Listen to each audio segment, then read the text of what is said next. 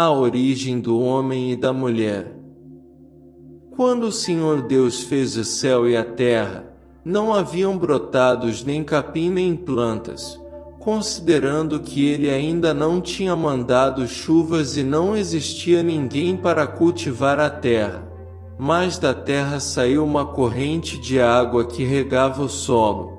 Então do pó da terra o Senhor Deus formou o homem. Ele soprou através do seu nariz o fôlego de vida, e o homem passou a ser a alma vivente. Depois o Senhor Deus plantou um jardim na região do Éden na banda do Oriente, e ali pôs o homem que havia formado. E o Senhor Deus fez brotar da terra diversos tipos de árvores que davam boas frutas. No meio do Éden ficava a árvore que dava vida e também a árvore do conhecimento do bem e do mal. No Éden nascia um rio que irrigava o jardim e dali se dividia formando 4 rios.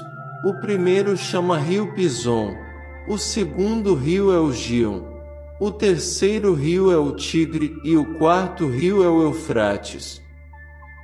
Então o Senhor Deus colocou o homem para cultivar e guardar o jardim do Éden. O Senhor deu ordem para o homem dizendo: pode comer as frutas de qualquer árvore do jardim, menos da árvore que dá o conhecimento do bem e do mal, porque no dia em que dela comer, certamente morrerá. O Senhor Eterno disse: não é bom que o homem viva sozinho. Vou fazer para ele alguém que o ajude como se fosse a sua outra metade.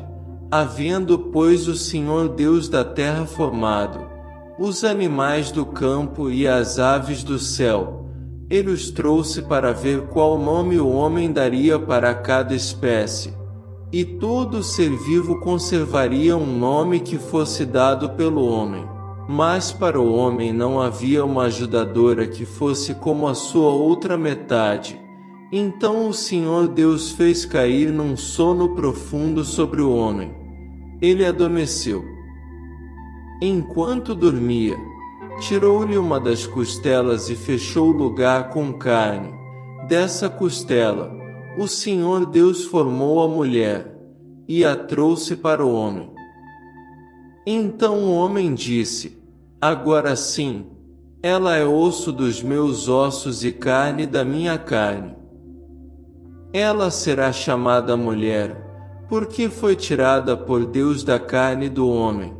E com isso o homem deixará pai e mãe e se unirá à sua mulher, tornando-se os dois uma só carne.